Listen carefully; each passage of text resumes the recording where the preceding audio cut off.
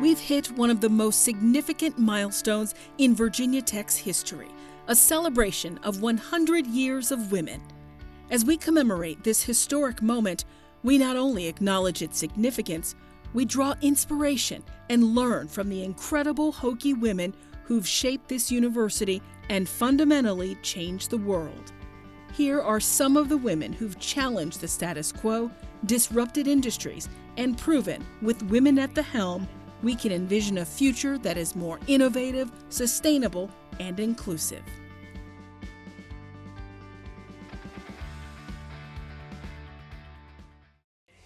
I stand here as a woman in technology. Sarah Franklin's time at Virginia Tech was transformative. Virginia Tech was just an incredible experience. I developed lifelong friends, I got an incredible education, and I learned also the life experience that has prepared me for the world. She graduated with a dual degree in biochemistry and chemical engineering, but decided she wanted more. I worked on radiation-hardened chips and the chemical mechanical planarization area, and it was very fascinating, but I found myself like a little bit bored. And I reflected on my engineering fundamentals class that I took, and we learned Fortran. I learned some specialization, but I also learned broad skills.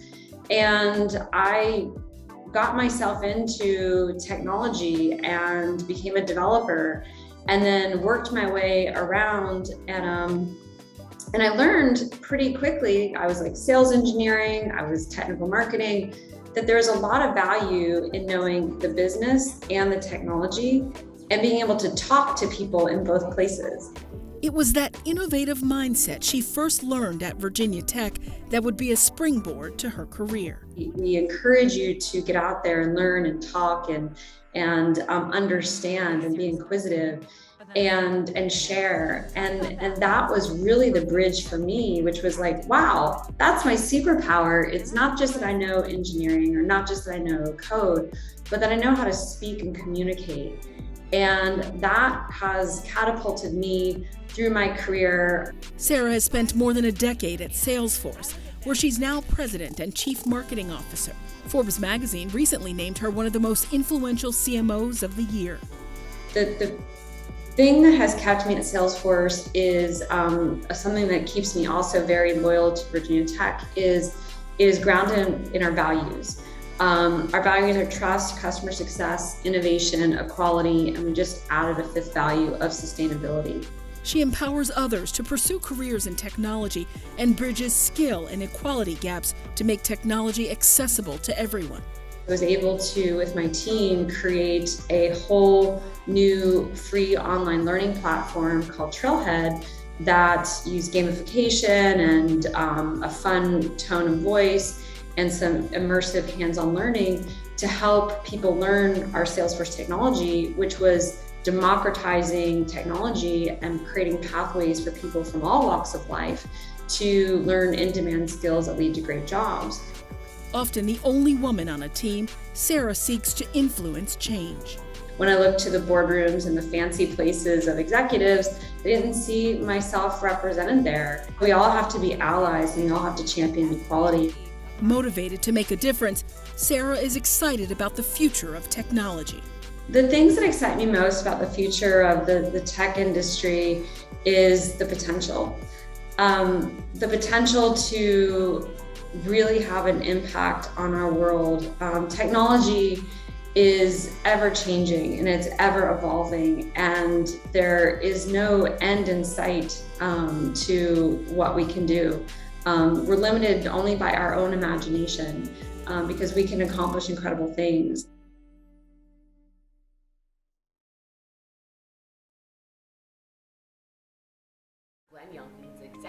When Washington, D.C. news anchor Jumi Olabanji thinks back to her childhood, she remembers it all started with a love of reading. I grew up as a reader. There's pictures of me in my crib with upside down books, pretending to read. My mom would read to me every night. I loved books. Reading turned to a love of writing and continued to evolve. I joined the yearbook, and that kind of photojournalism is where it really started, and then that transitioned to more journalism in high school, and then ultimately ending up at Virginia Tech and doing the communication department and the degree there. It was at Virginia Tech School of Communication where Jumi, a 2006 graduate, knew what she wanted to do. I almost feel like I had a better experience because I went to Tech, because the department at the time was so small and so focused, and we got to do everything. We got to run the cameras, and you could go to the Collegiate Times and say, oh, I want to be on the staff, and your story could end up on the front page as a sophomore. It opened doors to the industry she wanted to be part of. I just feel like I had so much opportunity because I went to Virginia Tech, and everything was hands-on. And my instructors and professors at the time were working journalists who worked there in Roanoke, and so you could see them doing what it is that you wanted to do, and you could go visit. It made the reality of what I wanted to do so real, because it wasn't one of those things where you were dreaming to get the internship in New York City where it was so hard to get. Like, I could just run down the road to Roanoke and see it all there. And so it was just invaluable, really. Her career took her to Charlottesville, Norfolk, New York, and now D.C., where she shares the anchor desk with another woman in a business typically dominated by men, but becoming more inclusive and diverse. I work for a company and for managers who just recognize, when you do a good job, and don't see the fact that there's two women on a news desk together as a negative or a hindrance. And in fact, we're still the #1 morning newscast. Nothing changed, And so it's also good that the viewers recognize that as well, and that nobody was turning off just because I came in and replaced a man. It's just been awesome to see the progression, and she is hiring more women and more qualified women, and so the doors are just being opened, and that's the way it should be. Jumi says it's great to be close to her alma mater and see how Virginia Tech is keeping up with the changes in the TV news landscape, and to see where so many alumna like her land. It's just awesome to see them. They're in markets all over the place. They're doing great things, and it's just exciting.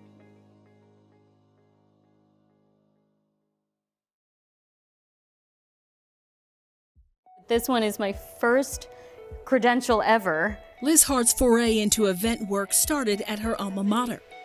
I knew that I wanted to work in the event universe, but I didn't actually know what that would look like in terms of an education, in terms of a career, but I knew that I was really compelled to make events and experiences for people. Advisors in what's now known as Virginia Tech School of Communication helped the 2007 graduate curate the perfect blend of courses. That's where we started piecing together what it would be like if I blended, for example, politics with communications, what that looks like in the world of a campaign or in the world of public service, or if it was events through the lens of corporation or marketing, what that means to drive a bottom line.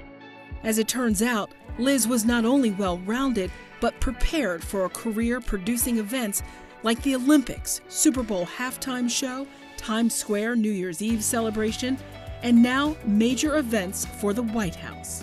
In my interviews, my future boss said, "Do you also know how to do press releases?" Because that is very much part of what this job is as well. I said, "Actually, yes, I do. I went to Virginia Tech."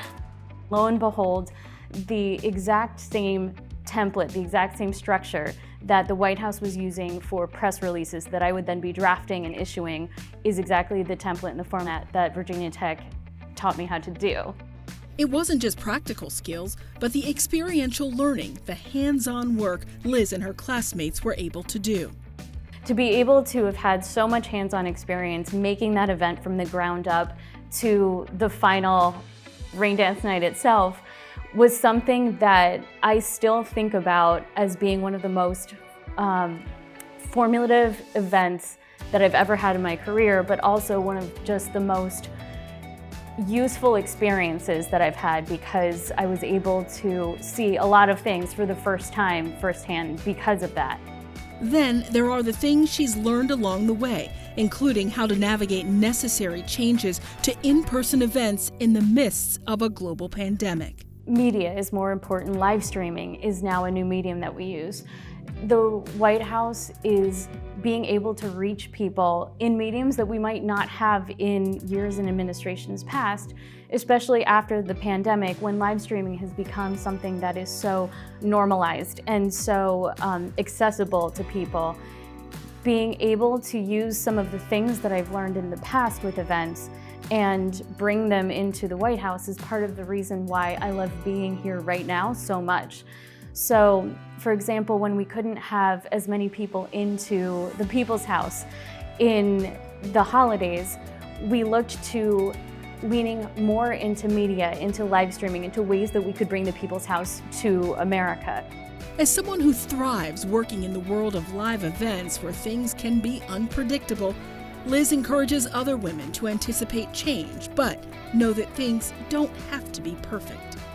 When we know that there is a solution and we hold constantly the posture of being solutions focused, that saves all of the time from doubting and reallocates that time towards problem solving.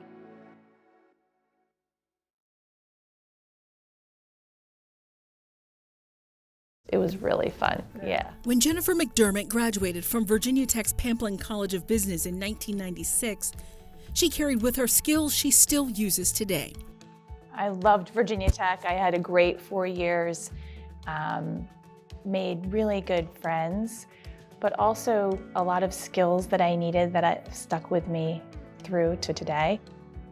Jennifer says one of the lessons she's learned as Executive Director of Global Technology Workforce Strategy at J.P. Morgan Chase is the importance of failing fast. We celebrate failing fast. If it's not going to work out, realize it, admit it, and move on, and learn from that. So if you aren't having failures, you're not really taking the right chances, you're not learning from that. When it comes to learning, Jennifer recalls Virginia Tech teaching her the value in continuous learning. Everything is constantly changing. So if you think that what I graduated with as a finance major at Virginia Tech is everything I need and I don't need to continuously learn, then I'm missing out on a lot of opportunities. But what helped me at Virginia Tech was learning how to learn, learning how to become curious, and then taking that with me for the rest of my career. Jennifer and her company support programs like Tech Connect, in which they invest in employees interested in becoming software engineers through training. They also invest in the next generation of diverse tech leaders, hiring candidates with different backgrounds and experiences. We have a program called Tech Connect, which is for university students that did not study computer science or computer engineering, but they have a passion and interest in technology. And if we see that grit and determination and curiosity, we will bring them in, hire them, train them, make that investment up front, and then put them into their roles as software engineers. And we really like to focus on building an inclusive pipeline through that. So those diverse perspectives, by studying something else, really helps make a more innovative, creative solution at the end of the day.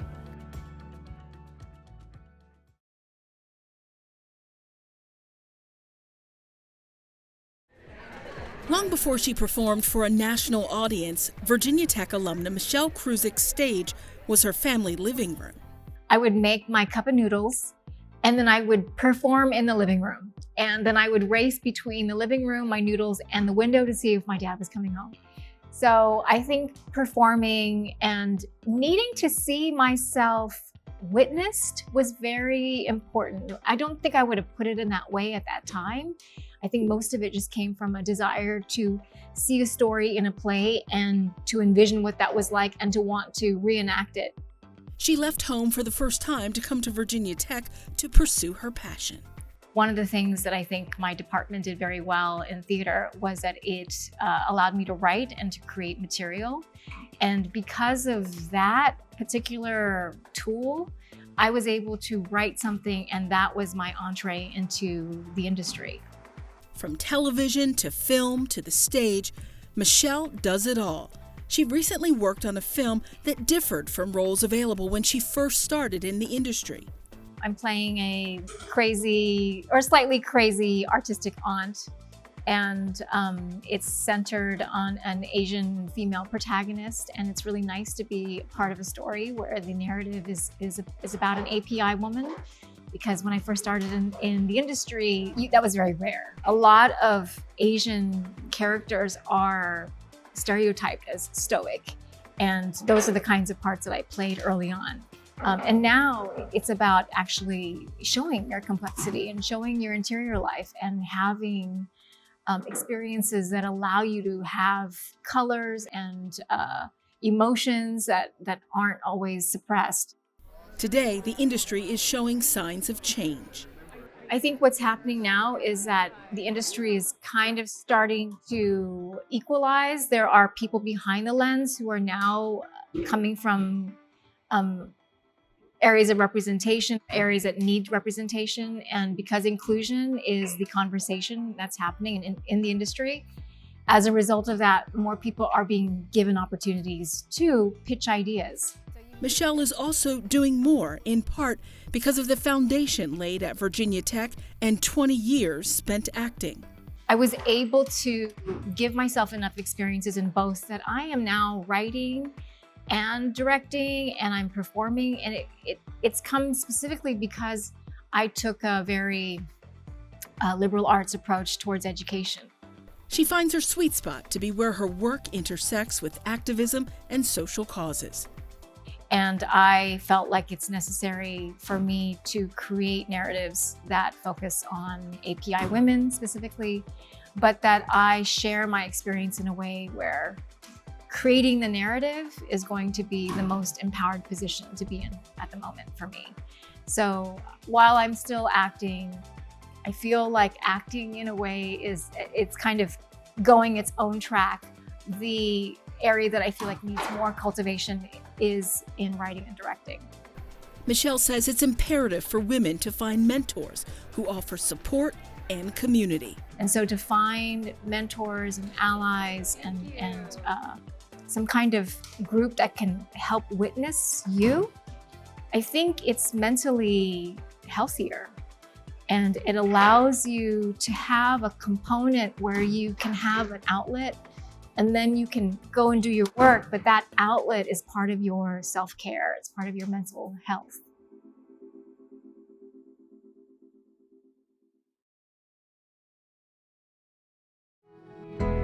Kimberly Roy's passion for building came at a young age. She was 10 years old when she told her parents she wanted to move to New York City and build skyscrapers. It surprised my parents. They are not in the building industry, and really a lot of builders are generational, so it was unique. That passion ultimately led her to Virginia Tech. I started studying architecture. I didn't even know there was a building construction program. So I transferred into building construction, and again, it was foundational to my career trajectory, my time in Blacksburg, and getting that important knowledge at a young age cemented my passion for building. Kim, a 1999 alumna, is now CEO of Hit Contracting, an award-winning nationwide construction company. I left Virginia Tech and I came as an assistant manager. I went right out into the field and I worked on construction sites for the first 12 years of my career. Being a CEO never crossed her mind.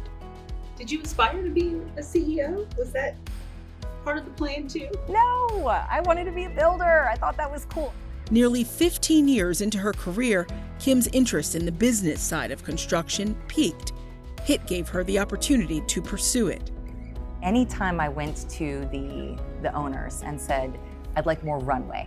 Can I take a shot at working on a new system or a new tool, or how about we think about a different way to organize part of our corporate resources team, things like this. They always said, go for it. And I felt like I had a lot of ability to control my career, but also support. Being a woman in an industry where less than 10% of the workforce is female has its challenges, some self-imposed. I think the challenges were more, sometimes I would limit myself. I think that, my perception was if I was out in the field that maybe someone didn't want to show me how to thread that pipe. When in fact, I went out and I said, hey, can you show me what you're doing? The craftsmen were mainly men, were so excited and proud to show me. And they were like, wow, someone cares about this? They didn't care whether I was a man or a woman, but it made me in my head. Kim shares it's important for women to see women in leadership roles. So now I love talking and saying, hey, let me tell you about my career. Let me explain to you my degree from Virginia Tech and what building construction and all that entails means. More than 20 years after joining HIT, Kim says there's no better time to be in construction. It is a very exciting time to be in construction. We are looking at ways to transform the industry, and the way we did things many years ago, we need to see a rapid change. I think particularly in the areas of technology, in the areas of new materials, of the productivity of how we build. Our clients are seeing rising prices, and we have to find a way to make housing and building more affordable to everyone. So I think there's a great challenge to unlock there.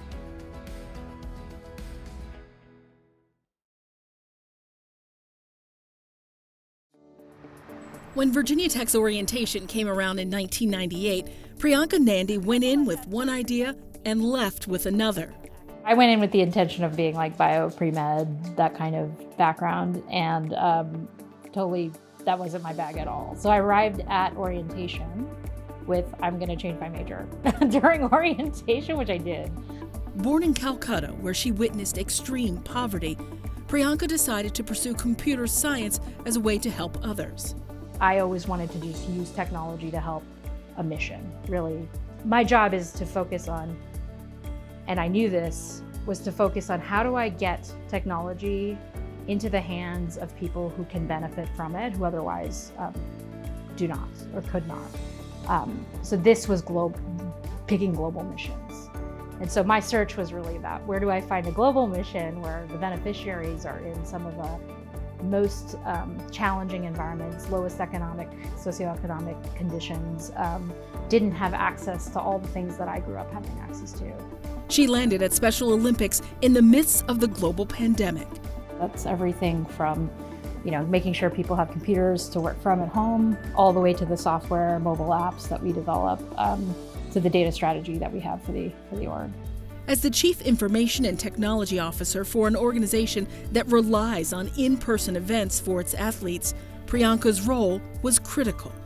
We have hundreds of thousands of events that are happening globally where our athletes with intellectual and developmental disabilities are playing on a field with sometimes our unified partners who do not have IDD. And so not having those in-person connections was a big loss for us.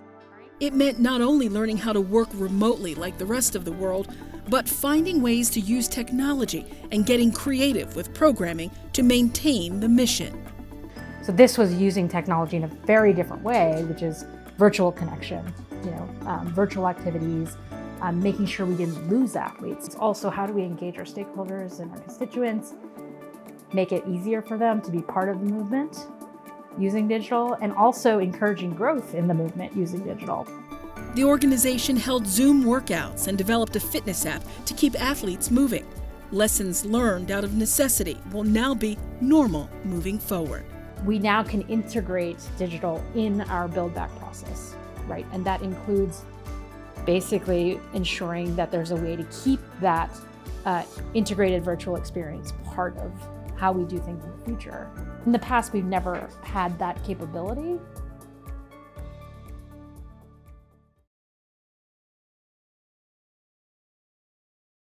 Julie Rawls turned her curiosity into a career.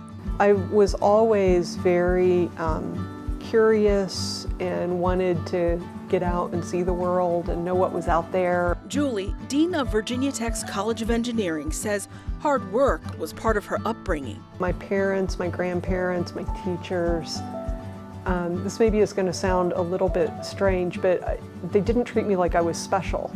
So You know, I grew up in a really small, rural farming community in Indiana. People worked hard, right? The work was physically hard. My grandfather was a farmer. You learned how to work hard and you worked until the job was done. And you don't complain about it because you gotta do the work anyway, so you might as well just get at it. She was among a handful of students at a small school in an accelerated academic group. I wasn't treated any differently because I was the only girl in the group. I was just one of them, and the expectations for us were really high. And they really pushed us. And so I look at it now, and sometimes people ask me, are you comfortable being the only woman in the room? And I am, because I feel like I kind of grew up that way, right? So I am very comfortable being the only woman in the room, and sometimes I don't even notice it unless somebody points it out to me. Eager to go to college and fiercely independent, Julie didn't wait for her parents to move her in. Yeah, my parents may never forgive me. I don't know. I can't, now I can't believe I did that, right, to my parents, but I did. My mom was at work, and I was ready to move in, and a friend of mine was getting ready to move some of his stuff in, and he told me he was headed to West Lafayette, and I was like, she doesn't get off until 3 o'clock, and I don't feel like waiting, and I just stuck a bunch of my stuff in his car and I left, and my mom got home from work and I had moved to college. Now a mother of 2 daughters, Julie shares how they discuss working in male-dominated fields. I listen a lot, to be honest. I listen a lot, and I think, unfortunately, sometimes what I hear sounds familiar to me in terms of things that they've experienced or things that I would have hoped that, by now they wouldn't be experiencing. But also, we talk a lot about, being unafraid. Do what you're going to do. She still leans on lessons she learned as a young mom trying to get it all done. Set boundaries and don't apologize for it. If you know what your values are and you know what matters to you and you're willing to think about where you're going to draw your lines and not apologize for drawing your lines, but telling people where they are. These are the boundaries I'm setting and this is why, and I really care about this organization, I care about this work, but these are the boundaries I'm setting and this is why. I feel like that works. And you don't have to be leading the organization to be able to say it. I think people at all different levels of the organization can say it. Today, as the College of Engineering's first female dean, Julie is not only a role model for women in STEM, but an advocate, a self-proclaimed inclusive excellence advocate. Let's start with the excellence. That means we're going to do everything all the time as well as we possibly can. And tomorrow we strive to be better than we are today. People hear the word inclusive and they think a lot about work and diversity, and that's part of it. But it goes well beyond that. It's not just about who is here, it's about who's here, what experience are they having, and how are they part of the conversation and part of the community. And so when we talk about being inclusive, it's about making sure that we're building a community where everybody's voice matters. And we need all different creative ideas on the table for us to be able to solve the kinds of problems we have to solve today. And so when I think about inclusive excellence, to me, it's about building a community where we can be excellent, we can reach that level of performance because we've got the voices in the room that we need to hear from. As dean, Julie looks to help students and faculty solve today's greatest challenges. The ongoing pandemic influenced her approach. The biggest lessons out of that is for us to learn how to do change when we have to do change, right? Because the next big thing, let's hope it's not another pandemic or another wave, but it'll be something, whatever it is. And if we've built the organizational capacity, both in terms of our processes, but also in terms of our people, right? To be able to respond, to be nimble, to be agile, to be more comfortable being uncomfortable with change,